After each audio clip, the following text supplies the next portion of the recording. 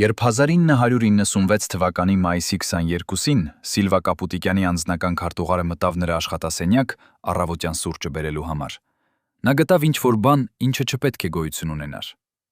Գրասեղանի վրա հին ձեռագրերի կույտի տակ թաքնված էր մի փաթեթ, կապված մոխրագույն թելով, որի վրա կարմիր մոմով կնքված էր անծանոթ կնիկ։ Փաթեթի ներսում 17 էջ ձեռագիր գրված դողդոջուն ձեռքով, որի վերնագիրը հնչում էր «Այն, ինչ չեմ կարող ասել բարձրաձայն»։ Բանաստեղծությունները այնքան անհամապատասխան Կապուտիկյանի հանրային կերպարին, այնքան լի վախով ու կասկածով, որ քարտուղարը նախ կարծեց սա ուրիշ մեկի ստեղծագործություն է,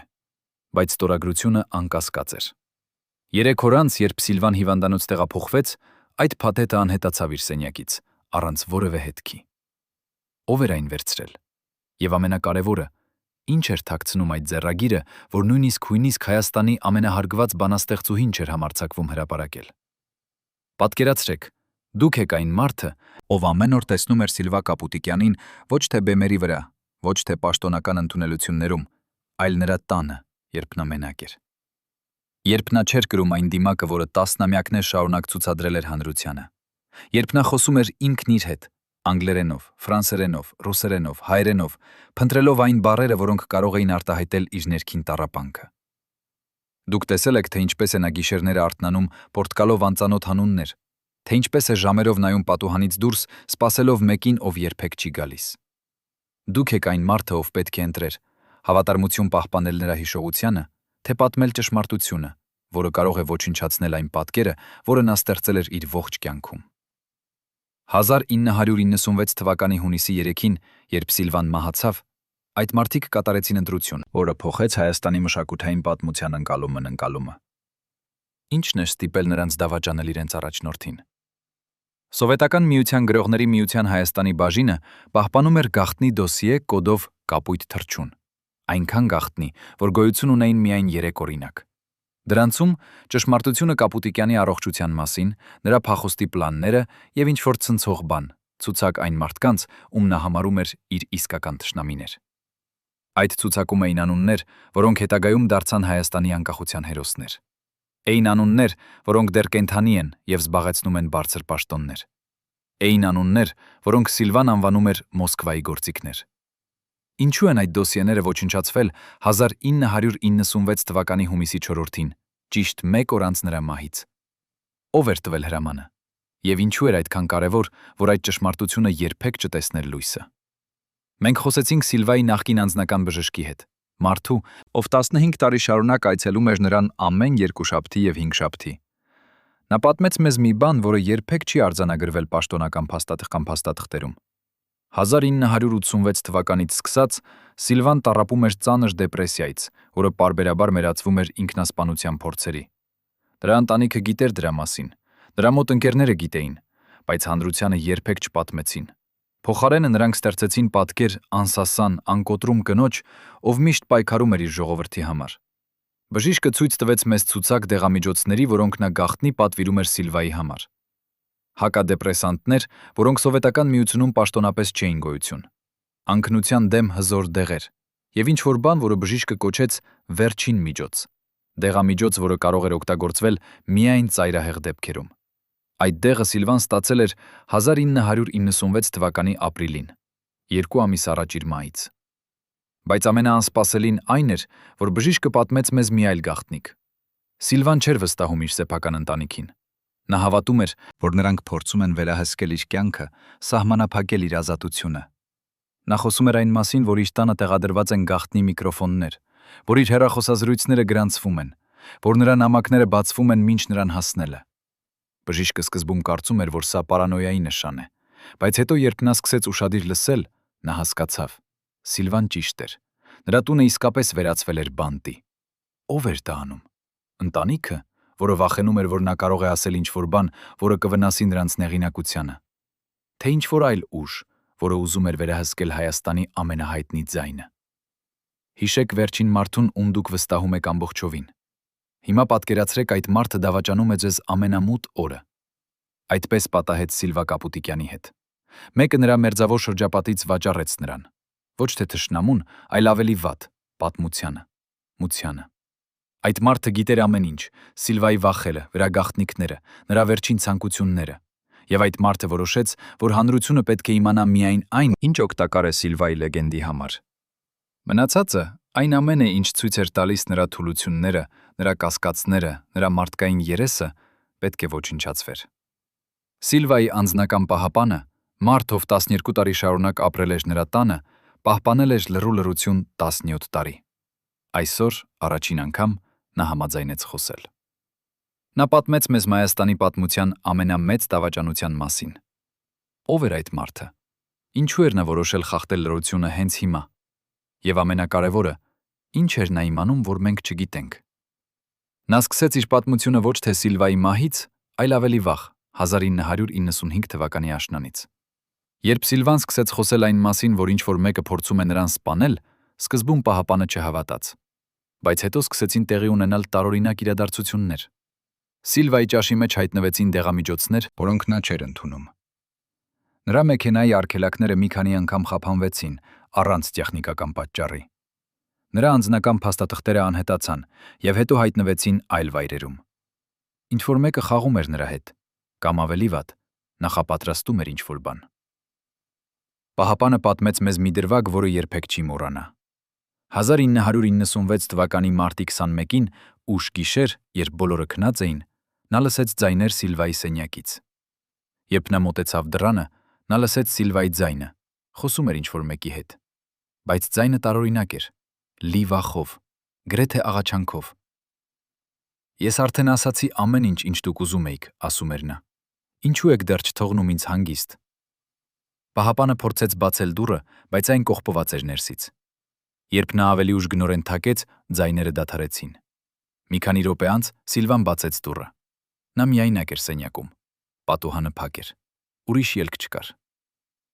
Ում հետ էիք խոսում, հարցրեց պահապանը։ Սիլվան նայեց նրան այնպիսի հայացքով, որը պահապանը նկարագրեց որպես մահացած մարդու հայացք։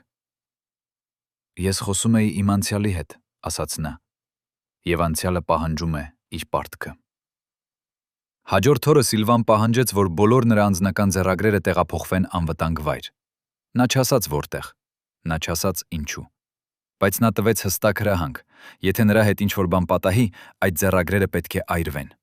Ոչ թե հրապարակվեն, ոչ թե պահպանվեն արխիվում, այլ ոչնչացվեն։ Պահապանը հարցրեց ինչու։ Սիլվան պատասխանեց, որովհետև դրանք պարունակում են ճշմարտություն, որը Հայաստանը դեռ պատրաստ չէ լսել։ Ինչ ճշմարտություն էր այդ։ Ինչ էր գրված այդ ձեռագրերում, որ Սիլվան նախընտրում էր դրանք ոչնչացնել, քան թե թողնել դրանք ապագա սերունդներին։ Պահապանը պատմեց, որ նա գաղտնի կարդաց մի քանի էջ այդ ձեռագրերից։ Այն, ինչ նա տեսավ, ցնցեց նրան։ Սիլվան գրել էր իր իսկական կարծիքը Սովետական միության մասին, իր իսկական զգացմունքները Հայաստանի ղեկավարության նկատմամբ, իր իսկական վախերը ապագայի համար։ Եվ ամենակարևորը, նա գրել էր անունները։ Անունները այն մարդկանց, ովքեր ըստ նրա դավաճանել էին Հայաստանին։ Անունները այն մարդկանց, ովքեր օգտագործել էին իրենց դիրքերը անձնական հարստացման համար։ Անունները այն մարդկանց, ովքեր ըստ Սիլվայի պատասխանատու էին Հայաստանի ողբերգական վիճակի համար։ Այդ անուններից շատերը այսօր դեռ ապրում են։ Շատերը զբաղեցնում են ազդեցիկ պաշտոններ, եւ բոլորն էլ ունեն շահ, որ այդ ձեռագրերը երբեք չտեսնեն լույսը։ Բայց կա եւս մեկ գաղտնիք, որը պահապանը բացահայտեց մեզ։ 1996 թվականի մայիսի 19-ը, 3 օր առաջ Սիլվայի հիվանդանոց տեղափոխվելուց, նրա տուն եկավ այցելու, ում նա երբեք չէր սպասում տեսնել։ Այդ մարդը չէր գրանցվել այցելուների ցուցակում։ Պահապանը չգիտեր նրա անունը, բայց նա հիշում էր նրա դեմքը, սառը, հաշվարկված, լի վճռականությամբ։ Այդ մարդը մնաց Սիլվայի հետ 40 րոպե։ Երբ նա դուրս եկավ, Սիլվան լաց էր լինում։ Ոչ թե սովորական լաց, այլ խորը, անձայն լաց, այնպիսին, որը գալիս է հոգու խորքերից։ Պահապանը փորձեց հարցնել, թե ինչ է պատահել, բայց Սիլվան միայն ասաց. ամեն ինչ վերջացավ, նրանք հաղթեցին։ Ով էր այդ անծանոթ այցելուն։ Ինչ էր նա ասել Սիլվային, որ նրան այդպես կոտրեց։ Եվ ամենակարևորը, արդյոք այդ այցելությունը կապված էր Սիլվայի մահվան հետ, որը տեղի ունեցավ ընդամենը 2 շաբաթ անց։ Մենք փորձեցինք գտնել այդ մարդուն։ Մենք խոսեցինք տասնյակ մարդկանց հետ, ովքեր այդ օրերին էին Սիլվայի տանը։ Ոչ ոք չհիշում էր անծանոթ այցելուի մասին, կամ ավելի ճիշտ, ոչ ոք չուզում էր հիշել։ Բայց մենք գտանք ինչ-որ բան, որը փոխեց ամեն ինչ։ Սիլվայի անձնական օրագրում, որը պահվում է Հայաստանի ազգային արխիվում, կա մեկ գրառում, թվագրված 1996 թվականի մայիսի 19։ Այն բաղկացած է միայն 3 բառից. նա եկավ։ Վերջ։ Ո՞վ էր նա։ Ինչ էր վերջացել։ Եվ ինչու էր Սիլվան այդքան վստահ, որ դա իսկապես վերջն էր։ Պահապանը մեզ ասաց, որ նա հավատում է, Սիլվան գիտեր, որ մահանալու է, ոչ թե որովհետև հիվանդ էր, այլ որովհետև որոշել էր մահանալ։ Նա ասաց, որ Սիլվայի վերջին օրերը նա խոսում էր այնպես, ինչպես մարդ, ով արդեն կատարել է իր ընտրությունը։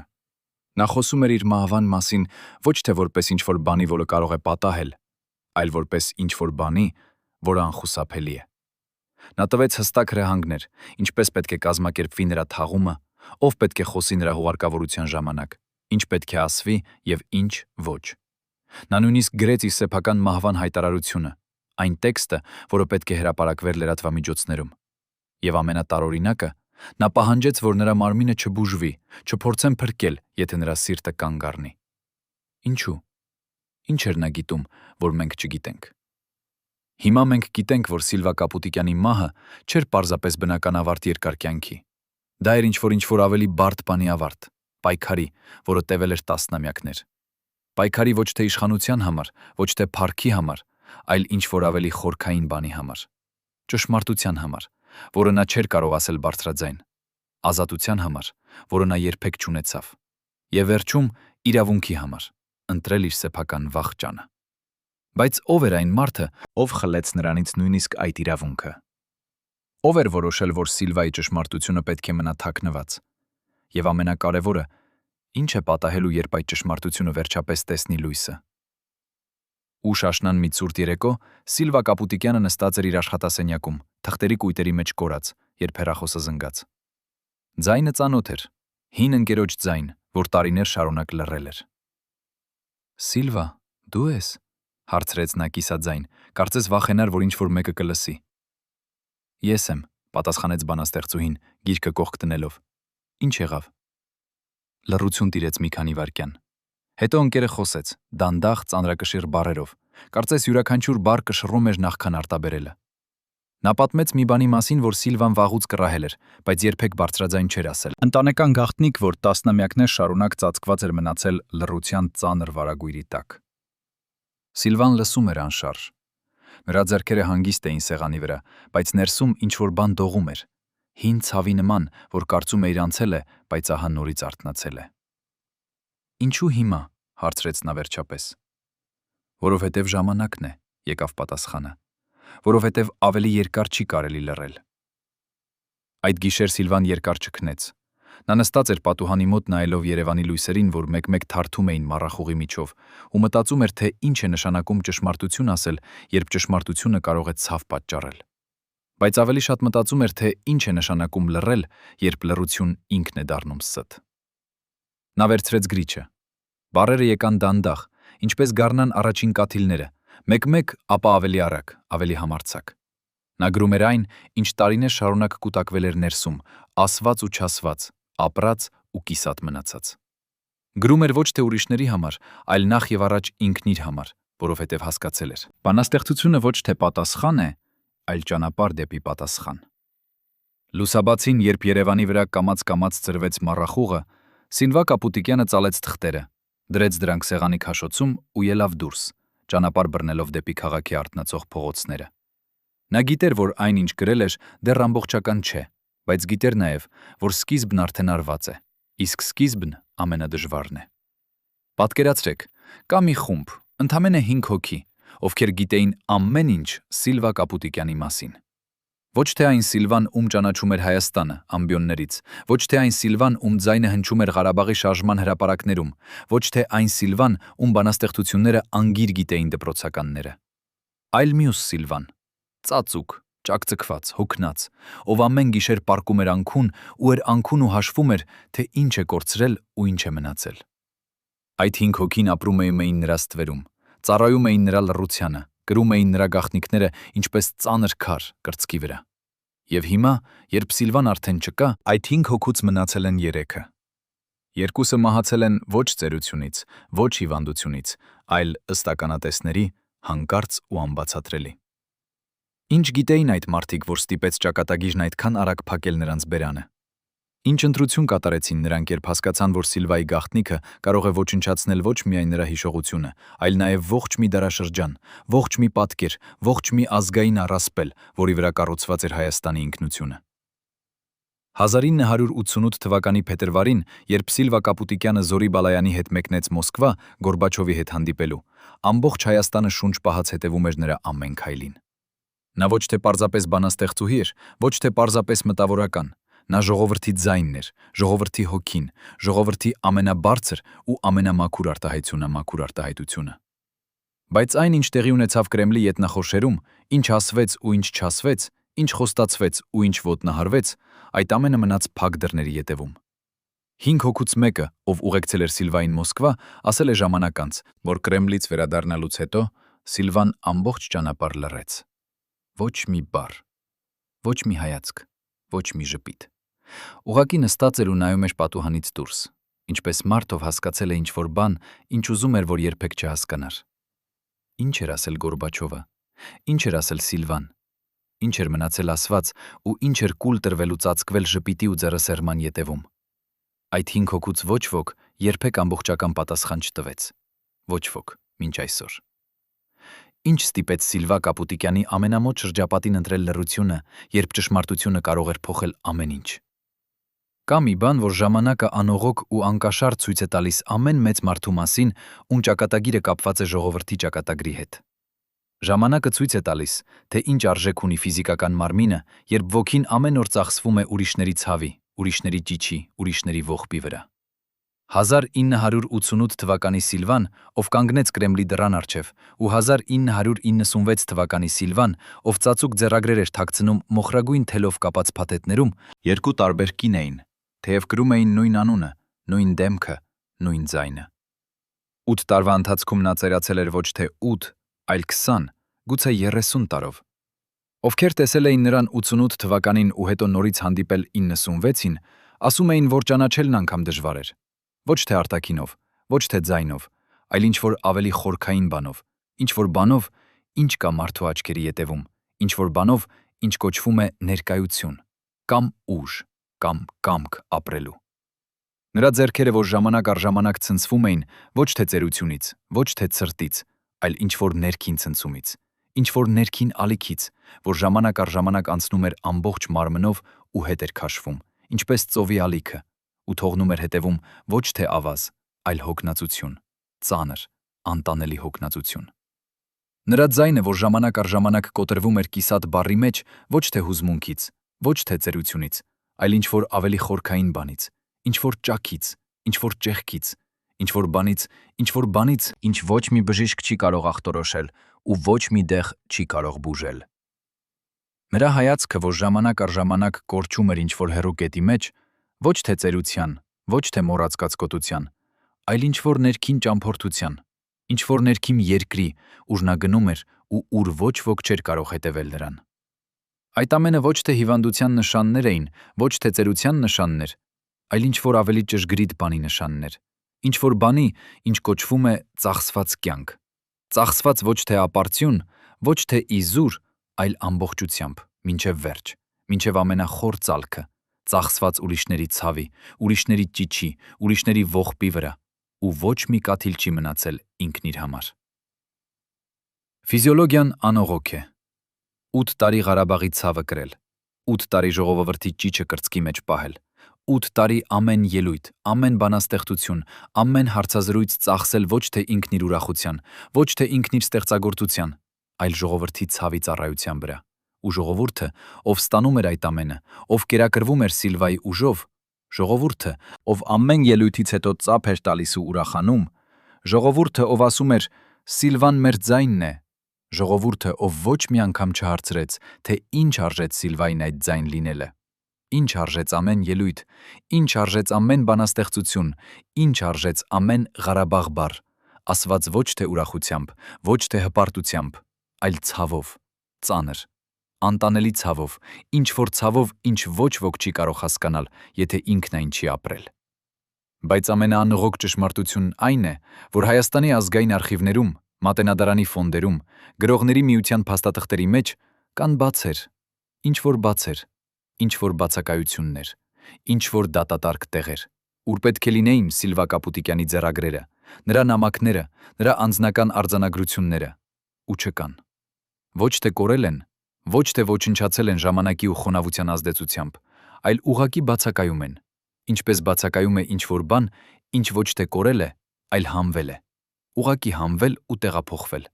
ու ոչ ոք չի ասում, թե ուր։ Ինչ կար այդ բացակայող էջերում, ինչ կար այդ բացակայող ձեռագրերում, ինչ կար այդ բացակայող նամակներում, ինչ-որ բան, ինչ ստիպեց ինչ-որ մեկին ինչ-որ ժամանակ, ինչ-որ ձեռքով հանել, տեղափոխել, ոչնչացնել, ծածկել, թաքցնել, ու ոչ ոք չի ասում, թե ինչու։ Ինչ ճշմարտություն կար Սիլվա Կապուտիկյանի բացակայող ձեռագրերում, ինչ-որ ճշմարտություն, ինչ ստիպեց ինչ-որ մեկին ոչնչացնել դրանք, ու ինչ կպատահի, երբ այդ ճշմարտությունը ինչ-որ ձևով, ինչ-որ ճանապարհով, ինչ-որ օր ի վերջո դուրս գա լույս։ Կա մի հարց, ինչ ամեն պատմաբան, ամեն լրագրող, ամեն ոք, ով ուսումնասիրում է ուժի ու ճակատագրի հատման կետերը, ի վերջո հարցնում է ինքն իրեն, ու այդ հարցը հնչում է ոչ թե ռուսերեն, ոչ թե անգլերեն, ոչ թե ֆրանսերեն, այլ լատիներեն, ու հնչում է այսպես. Cui bono? Ում է ձեռնտու։ Ում է ձեռնտու, որ Սիլվա Կապուտիկյանի ձեռագրերը բացակայում են արխիվներից։ Ում է ձեռնտու, որ նրա վերջին ամիսների ճշմարտությունը ծածկված է լռության ծանր վարագույրով։ Ում է ձեռնտու, որ Հայաստանի ամենամեծ բանաստեղծուհու վերջին խոսքերը, վերջին մտքերը, վերջին ճշմարտությունը ոչ ոք չի կարող կարդալ ու հասկանալ։ 1960 թվականի օգոստոսի 25-ին, երբ Սիլվա Կապուտիկյանը հեռացավ, Հայաստանի մշակութային ու քաղաքական կյանքում ինչ-որ բան փոխվեց, ոչ թե ակնհայտ, ոչ թե բարձրաձայն, ոչ թե ցնցող, այլ հանգիստ, ծածուկ, ինչպես ջրի հոսք, ինչ ոչ ոք չի նկատում, մինչ ջուրը արդեն հեռու է գնացել ու ետ չի գա։ Ինչ-որ մեկ, ինչ-որ մի մարդ, ինչ-որ մի ուժ, ինչ-որ մի կամք ստացավ ինչ-որ բան, ինչ ուզում էր ստանալ, ու ստացավ ոչ թե ուժով, ոչ թե բռնությամբ, ոչ թե ճիչով, այլ հանգիստ, ծածուկ, ինչպես ջրի հոսք, ինչ ոչ ոք չի նկատում, մինչ ջուրը արդեն հեռու է գնացել ու ետ չի գա։